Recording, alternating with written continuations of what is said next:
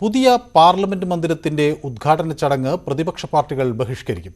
19 പാർട്ടികൾ വിട്ടുനിൽക്കുമെന്ന് ചൂണ്ടിക്കാട്ടി സംയുക്ത പ്രസ്താവന ഇറക്കി.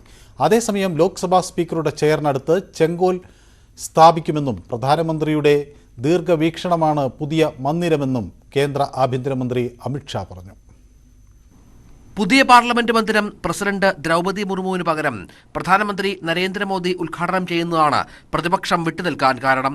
ഹിന്ദുത്വ പ്രചാരകൻ വി.ഡി. സവർക്കറുടെ ജന്മവാർഷിക ദിനത്തിലാണ് ചടങ്ങെന്നതും പ്രതിപക്ഷം വിമർശിക്കുന്നു. രാഷ്ട്രപതിയുടെ ഉന്നത പദവിയെ അപമാനിക്കുന്ന നടപടിയാണിതെന്നും ജനാധിപത്യത്തിന് നേരെയുള്ള കടന്നാക്രമണമാണെന്നും പ്രതിപക്ഷ പാർട്ടികൾ പ്രസ്താവനയിൽ ചൂണ്ടിക്കാട്ടി. പാർലമെന്റ് ഉദ്ഘാടനത്തിന് എല്ലാവരെയും ക്ഷണിച്ചിട്ടുണ്ടെന്നും പങ്കെടുക്കണമോ എന്ന് അവർക്ക് തീരുമാനിക്കാമെന്നും ആഭ്യന്തരമന്ത്രി അമിത്ഷാ പറഞ്ഞു.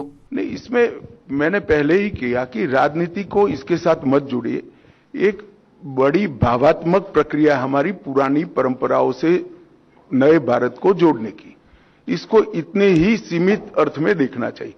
राजनीति अपनी जगह पे चलती है और सब अपनी अपनी क्षमता से सोचने की क्षमता के अनुसार रिएक्शन भी देते हैं और काम भी करते हैं. ചരിത്രപരമായ ചെങ്കോൽ പുതിയ പാർലമെന്റിൽ സ്പീക്കറുടെ സീറ്റ് സമയവും സ്ഥാപിക്കുമെന്നും പുതിയ മന്ദിരത്തിന്റെ നിർമ്മാണം റെക്കോർഡ് വേഗത്തിൽ പൂർത്തിയാക്കിയെന്നും അമിത്ഷാ അറിയിച്ചു. इस नई संरचना को रिकॉर्ड समय में बनाने के लिए करीब 60,000 के आसपास श्रम योगियों ने अपना योगदान दिया है.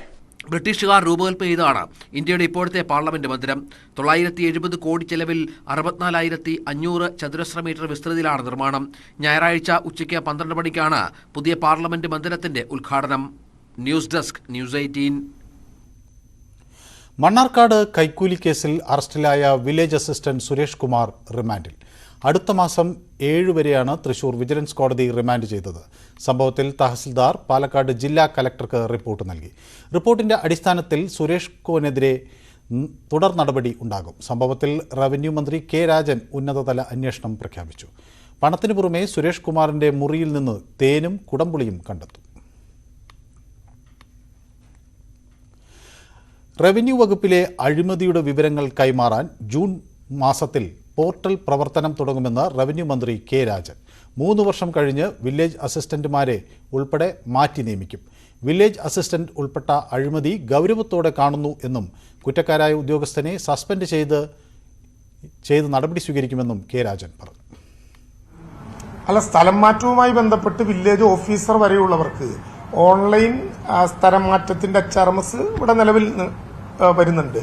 നേരത്തെ വില്ലേജ് ഓഫീസർ വരെയുള്ളവർക്കാണ് ഈ ട്രാൻസ്ഫറുമായി ബന്ധപ്പെട്ട സംവിധാനങ്ങൾ ഉണ്ടായിരുന്നത്. അതുകൊണ്ടാണ് ഞാൻ പറഞ്ഞത് village assistant, village field assistant ഉൾപ്പെടെയുള്ള ഉദ്യോഗസ്ഥന്മാർ ഒരേ കേന്ദ്രങ്ങളിൽ 3 വർഷത്തിലേറെ ജോലി ചെയ്യുന്നുണ്ടോ എന്ന് പരിശോധിച്ച് ആ കാര്യത്തിലുള്ള നടപടി കൂടി ഇത്തരമൊരു അപായ സാധ്യത കണക്കിലെടുത്തുകൊണ്ട് നടപ്പിലാക്കണമെന്ന് തന്നെയാണ് ഇപ്പോൾ റവന്യൂ വകുപ്പ് ആലോചിക്കുന്നത്. ഞാൻ പറഞ്ഞത് ഈ സംഭവത്തെക്കുറിച്ച് ആഭ്യന്തരമായ ഒരു അന്വേഷണം ഉണ്ടാകും. അതിൽ വെളിപ്പെടാവുന്നതെല്ലാം ആളുകളുടെ മുമ്പിൽ ഞങ്ങൾ അറിയിക്കും. ഇതുമായി ബന്ധപ്പെട്ട് ഇപ്പോൾ വാർത്താമാധ്യമങ്ങളിൽ കാണുന്ന കമന്റിന്റെ അടിസ്ഥാനത്തിൽ മന്ത്രി എന്ന നിലയിൽ ഞാനൊരു അഭിപ്രായം പറയുന്നത് ശരിയല്ല. ഈ അഴിമതിക്കെതിരായിട്ടുള്ള കുരിശുദ്ധമാണ് ഈ ഗവൺമെന്റിന്റെ ലക്ഷ്യം. അതിലൊരു മാറ്റവും ഉണ്ടാകില്ല. അങ്ങനെ ഈ ഗവൺമെന്റിന്റെ നയത്തിനെതിരായി ഏതെങ്കിലും ഉദ്യോഗസ്ഥൻ അഴിമതി നടത്തി കീശ ഉറപ്പിക്കാൻ ശ്രമിച്ചാൽ അയാൾ ഗവൺമെന്റിനെതിരാണ്, സമൂഹത്തിന്റെ പൊതുധാരണയ്ക്കെതിരാണ്. അയാൾക്കെതിരെ ഏതറ്റം വരെ പോകാമോ ആ അറ്റം വരെയുള്ള നടപടികളുമായി മുന്നോട്ട് പോകും. അതിലൊരു കോംപ്രമൈസും ഉണ്ടാകുകയും ചെയ്യില്ല. ബസ് സമരവുമായി മുന്നോട്ടു പോകുമെന്ന് സ്വകാര്യ ബസ് ഉടമകൾ. ജൂൺ 7 മുതലാണ് അനിശ്ചിതകാല സമരം ആരംഭിക്കുക. ഗതാഗത മന്ത്രിയുമായി നടത്തിയ ചർച്ചയിൽ ഉറപ്പൊന്നും ലഭിച്ചില്ലെന്നും ബസ് ഓണേഴ്സ് സംയുക്ത സമരസമിതി വ്യക്തമാക്കി. സ്വകാര്യ ബസ്സുകൾ ഈ ജൂൺ 7 മുതൽ അനിശ്ചിതകാലത്തേക്ക് സർവീസ് നിർത്തിവെക്കാൻ ഞങ്ങൾ തീരുമാനിച്ചതിൻ്റെ അടിസ്ഥാനത്തിൽ ഞങ്ങൾ അതിന് നിവേദനം കൊടുക്കാനെന്ന് ബഹുമാനപ്പെട്ട മന്ത്രിയെ കണ്ട് അദ്ദേഹം അതിനെക്കുറിച്ച് പരിഗണിക്കാൻ ഞാൻ ആലോചിക്കട്ടെ എന്നൊക്കെ അദ്ദേഹം പറഞ്ഞിട്ട് ഞങ്ങൾക്ക് കൃത്യമായിട്ടുള്ള മറുപടി ഒന്നും അദ്ദേഹത്തിന് വന്ന് കിട്ടിയിട്ടില്ല. എന്തായാലും ഈ ബസ്സുകൾക്ക് ഈ വിദ്യാർത്ഥികളെ മാത്രം കയറ്റിക്കൊണ്ടും ഈ നിലവിലോടുന്ന ബസ്സുകളെയൊക്കെ ഒഴിവാക്കിക്കൊണ്ടുള്ള സർക്കാരിൻ്റെ തീരുമാനവുമായി ഞങ്ങൾക്ക് മുന്നോട്ട് പോകാൻ കഴിയില്ല. ഞങ്ങൾ ബസ്സുകളൊക്കെ നിർത്തിവെക്കും. അതേസമയം സമരം ന്യായീകരിക്കാനാവില്ലെന്നും 1 വർഷം മുമ്പാണ് യാത്രാ നിരക്ക് വർദ്ധിപ്പിച്ചതെന്നും ഗതാഗത മന്ത്രി ആന്റണി രാജു പറഞ്ഞു. ഈ സമരം ഒരിക്കലും ന്യായീകരിക്കത്തക്കതല്ല. കാരണം 1 വർഷം മുമ്പ് മാത്രമാണ് സ്വകാര്യ ബസ്സുടമകളുമായി ചർച്ച ചെയ്ത് അവരുടെ ആവശ്യങ്ങളെല്ലാം പരിഹരിച്ച് ബസ് ചാർജ് വർധന അവരാഗ്രഹിച്ചതുപോലെ ഒരു ബസ് ചാർജ് വർധന നടപ്പാക്കിയാണ് LDF. അപ്പോൾ വീണ്ടും ഒരു പ്രകോപനവും ഇല്ലാതെ, ഒരു കാര്യവുമില്ലാതെ. അതിനുശേഷം ഡീസൽ വില വർദ്ധിപ്പിച്ചിട്ടില്ല, ഒരു വർധനവും ഉണ്ടായിട്ടില്ല. അപ്പോൾ ഇങ്ങനെ ഒരു സമ്മർദ്ദത്തിലൂടെ വീണ്ടും അനാവശ്യമായ ആവശ്യങ്ങൾ ഉന്നയിച്ചുകൊണ്ട് സമരത്തിന് ഇറങ്ങി പുറപ്പെടുന്നത് ശരിയാണോ എന്നുള്ള അവർ തന്നെ ചിന്തിക്കണം. കൊച്ചിയിൽ 16-കാരന് ക്രൂരമർദ്ദനം. അമ്മയും അമ്മയുടെ സുഹൃത്തും അമ്മൂമ്മയും അറസ്റ്റിലായി. മൂവരും ചേർന്നാണ് കുട്ടിയെ ക്രൂരമായി മർദ്ദിച്ചത്. കമ്പിവടി കൊണ്ട് കുട്ടിയുടെ കൈ തല്ലിയൊടിക്കുകയും കത്രിക കൊണ്ട് കുട്ടിയുടെ ശരീരത്തിൽ പരിക്കേൽപ്പിക്കുകയും ചെയ്തു. അമ്മയുടെ സുഹൃത്ത് വീട്ടിൽ വന്നത് ചോദ്യം ചെയ്തതാണ് പ്രകോപനത്തിന് കാരണമെന്ന് പോലീസ് പറഞ്ഞു. കൊച്ചി കളമശ്ശേരിയിലാണ് ക്രൂരമായ സംഭവം നടന്നത്.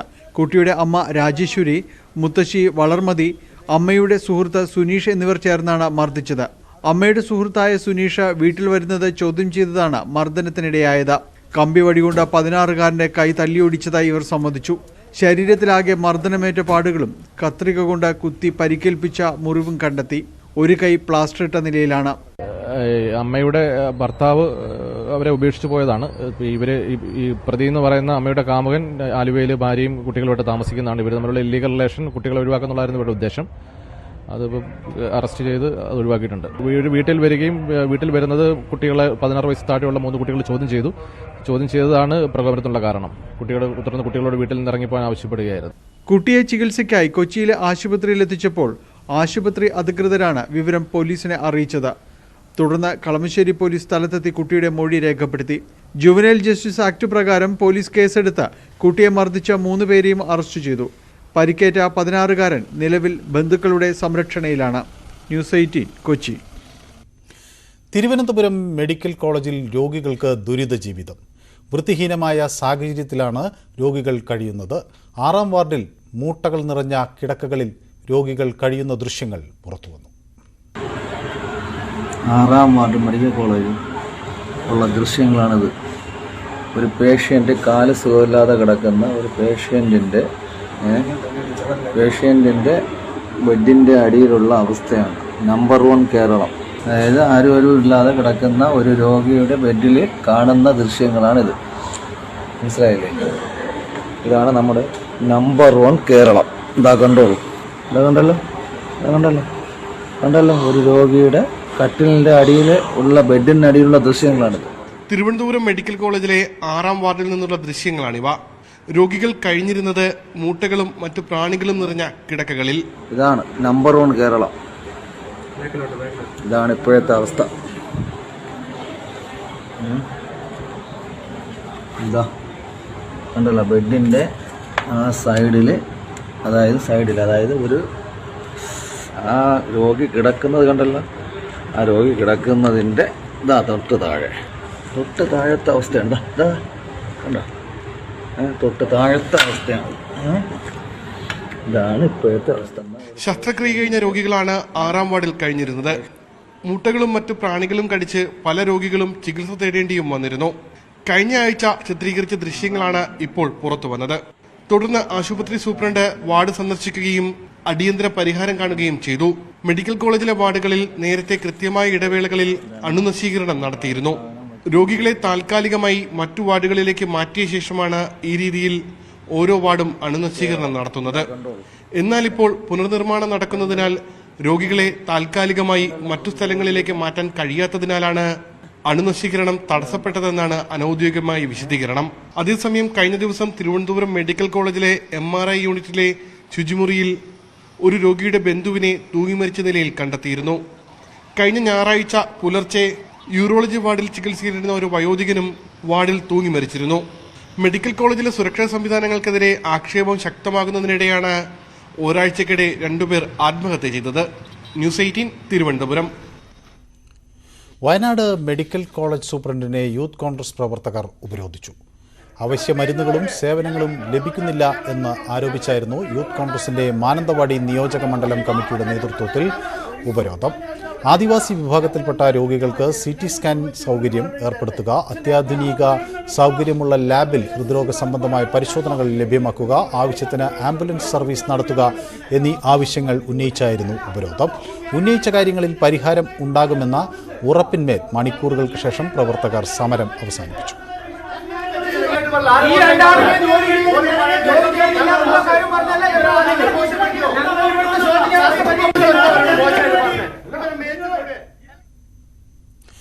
KV തോമസിന് പ്രതിമാസം 1 ലക്ഷം രൂപ ഓണറേറിയം അനുവദിച്ചു. സംസ്ഥാന സർക്കാർ ആണ് നടപടി സ്വീകരിച്ചത്. ധനവകുപ്പിന്റെ ശുപാർശ മന്ത്രിസഭാ യോഗം അംഗീകരിക്കുകയായിരുന്നു. 2 അസിസ്റ്റന്റുമാർ, 1 ഓഫീസ് അസിസ്റ്റന്റ്, 1 ഡ്രൈവർ എന്നിവരെ നിയമിക്കാനും സർക്കാർ അനുമതി നൽകി. സംസ്ഥാനത്ത് +1 സീറ്റ് വർധന കഴിഞ്ഞ വർഷത്തെ അതേ രീതിയിൽ തുടരാൻ തീരുമാനം.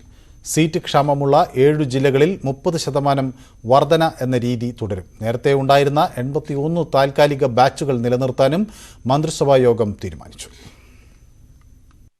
വിവാദങ്ങൾ ഉയർന്ന പശ്ചാത്തലത്തിൽ ഇന്ന് നടന്ന മന്ത്രിസഭാ യോഗം +1 സീറ്റുകളുടെ കാര്യം വിശദമായി തന്നെ ചർച്ച ചെയ്തു. മുൻവർഷം സീറ്റുകളും ബാച്ചുകളും അനുവദിച്ച രീതി തന്നെ ഇക്കൊല്ലവും തുടരാനാണ് തീരുമാനം. ഇതുപ്രകാരം നേരത്തെ ഉണ്ടായിരുന്ന 81 താൽക്കാലിക ബാച്ചുകൾ അതേപടി നിലനിർത്തും. മുൻവർഷങ്ങളെ പോലെ തന്നെയാകും മാർജിനൽ സീറ്റ് വർധനവും ഉണ്ടാവുക. സീറ്റുകൾ കുറവുള്ള 10 ജില്ലകളിലെ വർധനവ് തുടരാനാണ് യോഗം തീരുമാനിച്ചത്. ഇതിൽ സീറ്റ് ക്ഷാമം രൂക്ഷമായ 7 ജില്ലകളിൽ 30% സീറ്റ് വർദ്ധിപ്പിക്കും. തിരുവനന്തപുരം, പാലക്കാട്, കോഴിക്കോട്, മലപ്പുറം, വയനാട്, കണ്ണൂർ, കാസർഗോഡ് എന്നീ 7 ജില്ലകളിലെ ഗവൺമെന്റ് സ്കൂളുകളിലാണ് 30% വർധനവുണ്ടാവുക. ഈ ജില്ലകളിലെ എയ്ഡഡ് സ്കൂളുകളിൽ 20% സീറ്റും വർദ്ധിപ്പിക്കും. എയ്ഡഡ് സ്കൂളുകൾ ആവശ്യപ്പെടുകയാണെങ്കിൽ ഈ ജില്ലകളിൽ 10% കൂടി മാർജിനൽ വർധനവ് കൂടി അനുവദിക്കും. കൊല്ലം, എറണാകുളം, തൃശൂർ ജില്ലകളിൽ നേരത്തെ ഉണ്ടായിരുന്ന 20 സീറ്റ് വർധനവും അതേ രീതിയിൽ തുടരാൻ മന്ത്രിസഭായോഗം തീരുമാനിച്ചു. ന്യൂസ് 18 തിരുവനന്തപുരം. AI ക്യാമറ നിരീക്ഷണത്തിൽ കുട്ടികൾക്ക് തൽക്കാലം പിഴ ഈടാക്കില്ല. കേന്ദ്ര സർക്കാർ തീരുമാനം വരുന്നതുവരെ ഇരുചക്രവാഹനങ്ങളിൽ 12 വയസ്സിന് താഴെയുള്ളവർക്ക് പിഴ ഈടാക്കില്ല. പൊതുവികാരം കണക്കിലെടുത്താണ് തീരുമാനമെന്നും ജൂൺ 5 മുതൽ പിഴ ഈടാക്കുമെന്നും ആന്റണി രാജു പറഞ്ഞു. 2 യാത്രക്കാരോടൊപ്പം സ്കൂട്ടറിൽ 12 വയസ്സിന് താഴെയുള്ള ഒരാൾക്ക് കൂടി യാത്ര ചെയ്യാൻ അനുവദിക്കുന്ന രീതിയിൽ മോട്ടോർ വാഹന നിയമത്തിലെ ഭേദഗതി വരുത്തണമെന്ന് ആവശ്യപ്പെട്ടുകൊണ്ട് കേന്ദ്ര ഗവൺമെൻറ്റിന് കത്തയക്കാനുള്ള തീരുമാനത്തിൻ്റെ അടിസ്ഥാനത്തിൽ കേന്ദ്ര ഗവൺമെൻറ്റിന് കത്ത് അയച്ചിട്ട് കഴിഞ്ഞു. ഇല്ല, മറുപടി വന്നിട്ടില്ല. അല്ല, 5-ാം തീയതിക്ക് അതിനൊരു മറുപടി വരാതെ ആ കാര്യത്തിൽ പിഴ ഈടാക്കേണ്ട കാര്യമില്ല. കാരണം നിലവിൽ സംസ്ഥാന ഗവൺമെൻറ് ഒരു ആഗ്രഹം, പൊതുവികാരവും മാധ്യമങ്ങളുടെ ഒരു അഭിപ്രായവും എല്ലാം 12 വയസ്സിന് താഴെയുള്ള വിദ്യാർത്ഥികളെ 12 വയസ്സിന് താഴെയുള്ളവരെ കൂടി 2 പേരോടൊപ്പം യാത്ര ചെയ്യാൻ അനുവദിക്കാനുള്ള പൊതുവികാരമാണുള്ളത്. ആ വികാരം വേണമെന്നുള്ള ആവശ്യമാണ് സംസ്ഥാനത്തിനുമുള്ളത്. അതിൻ്റെ അടിസ്ഥാനത്തിലാണ് കേന്ദ്ര ഗവൺമെൻറ്റിനെ അറിയിച്ചിട്ടുള്ളത്. അതിൻ്റെ അടിസ്ഥാനത്തിൽ കേന്ദ്ര ഗവൺമെൻറ് തീരുമാനം വരുന്നതുവരെ അതിലൂടെ നടപ്പാക്കേണ്ട കാര്യമില്ലല്ലോ. സർക്കാർ ഉത്തരവ് മറികടന്ന് സ്മാർട്ട് മീറ്റർ സ്ഥാപിക്കുന്നതുമായി നീങ്ങാൻ KSEB. ടെൻഡർ നടപടികൾ നിർത്തിവെക്കാൻ ആവശ്യപ്പെട്ടുള്ള സർക്കാരിൻ്റെ ഉത്തരവ് മറികടന്നാണ് ടെൻഡർ സമർപ്പിച്ച 4 കമ്പനികളിൽ നിന്ന് 3 കമ്പനികളെ തെരഞ്ഞെടുത്തത്. ഏപ്രിൽ 24-ന് സർക്കാർ ഇറക്കിയ ഉത്തരവ് പുറത്തുവന്നു. വിദഗ്ധ സമിതി റിപ്പോർട്ടിൽ സർക്കാർ തീരുമാനം വരുന്നതുവരെ ടെൻഡർ നടപടികളുമായി KSEB മുന്നോട്ട് പോകില്ലെന്ന് മന്ത്രിയുടെ സാന്നിധ്യത്തിൽ തൊഴിലാളി യൂണിയനുകളുമായി നടത്തിയ ചർച്ചയിൽ KSEB മാനേജ്മെന്റ് വ്യക്തമാക്കി. സ്മാർട്ട് മീറ്റർ പദ്ധതിയുമായി ബന്ധപ്പെട്ട് വൈദ്യുതി മന്ത്രി K. കൃഷ്ണൻകുട്ടി ട്രേഡ് യൂണിയനുകളുമായി ഇന്ന് ചർച്ച നടത്തിയിരുന്നു. ഈ ചർച്ചയിലാണ് ടെൻഡർ നടപടികൾ നിർത്തിവെക്കാൻ KSEBക്ക് നിർദ്ദേശം നൽകിയിരുന്നുവെന്ന് കാട്ടുന്ന കത്ത് മന്ത്രി യൂണിയനുകളെ കാണിച്ചത്. KSEB ഇതിനുശേഷവും ടെൻഡർ നടപടികളുമായി മുന്നോട്ടു പോയി എന്നാണ് ഇതിൽ നിന്നും വ്യക്തമാകുന്നത്. വൈദ്യുതി മീറ്ററുകൾ ടോക്ടെക്സ് മാതൃകയിൽ സ്മാർട്ട് മീറ്ററുകളാക്കി മാറ്റുന്നതിനായിരുന്നു തീരുമാനം. വൈദ്യുതി വിതരണ രംഗം സ്വകാര്യവൽക്കരിക്കാനുള്ള കുറുക്കുവഴിയായാണ് കേന്ദ്ര സർക്കാർ ടോക്ടെക്സ് രീതിയിലുള്ള സ്മാർട്ട് മീറ്റർ വ്യാപനം കൊണ്ടുവന്നതെന്നും ഇതിന് വഴങ്ങേണ്ട എന്നുമായിരുന്നു തൊഴിലാളികളുടെ നിലപാട്. വൈദ്യുതി മന്ത്രിയുമായി യൂണിയനുകൾ നടത്തിയ ചർച്ച പരാജയപ്പെട്ടതോടെ ചിലവ് കുറഞ്ഞ ബദൽ മാർഗങ്ങൾ പരിശോധിക്കണമെന്നാവശ്യപ്പെട്ട് ഊർജ്ജ വകുപ്പ് സെക്രട്ടറി KSEB ചെയർമാന് കത്ത് നൽകി. ഒരു സ്മാർട്ട് മീറ്റർ സ്ഥാപിക്കാൻ 9,000 രൂപ ചെലവാകുമെന്നായിരുന്നു കണക്ക്. ഇത് ഉപഭോക്താക്കളിൽ നിന്ന് ഈടാക്കാനായിരുന്നു KSEBയുടെ ഉദ്ദേശം. സ്മാർട്ട് മീറ്റർ പദ്ധതി ജനങ്ങളുടെ മേൽ അധിക ഭാരം അടിച്ചേൽപ്പിക്കും. അക്കാര്യത്തിൽ തർക്കമൊന്നുമില്ല. അതിന് ഞങ്ങൾ എതിരാണ്. കാരണം അത് KSEBയുടെ ബാധ്യതയായാലും ജനങ്ങളുടെ ബാധ്യതയായാലും അത് കറണ്ട് ചാർജ് വർധനവിലൂടെ വരും.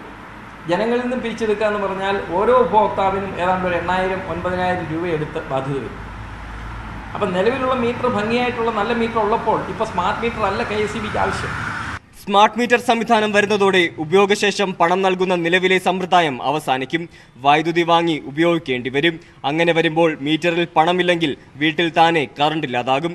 ഓരോ മേഖലയിലും വൈദ്യുതി ഉപയോഗവും വരുമാനവും കൃത്യമായി തിരിച്ചറിയാനാകും.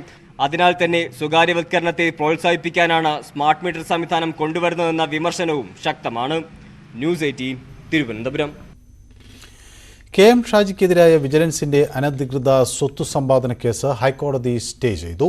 3 മാസത്തേക്കാണ് കേസ് സ്റ്റേ ചെയ്തത്. കേസ് റദ്ദാക്കണമെന്നാവശ്യപ്പെട്ട് KM ഷാജി സമർപ്പിച്ച ഹർജിയിലാണ് ജസ്റ്റിസ് സിയാദ് റഹ്മാന്റെ ഉത്തരവ്. FIR രജിസ്റ്റർ ചെയ്തത് നിയമവിരുദ്ധമായിട്ടായിരുന്നു എന്നാണ് KM ഷാജിയുടെ വാദം.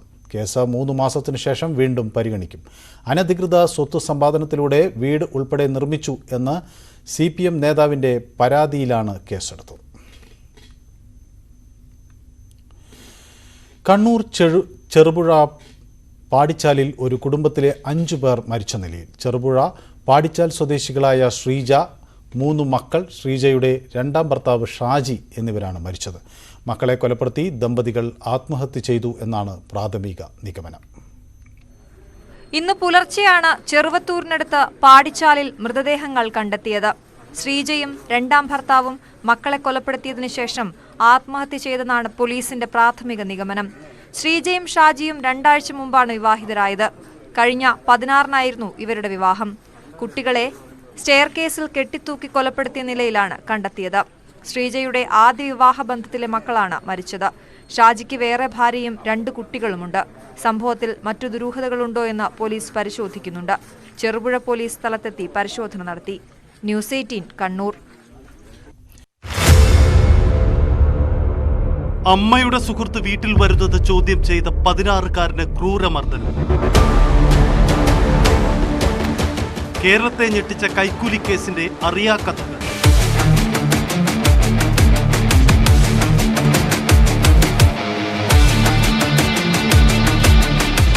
പോലീസ് പട്രോൾ രാത്രി 10-ന്. വാർത്തകൾ തുടരുന്നു. ഈ വർഷത്തെ വിഷു ബമ്പർ ഫലം പ്രഖ്യാപിച്ചു. VE 475588 എന്ന ടിക്കറ്റിനാണ് 1ാം സമ്മാനം.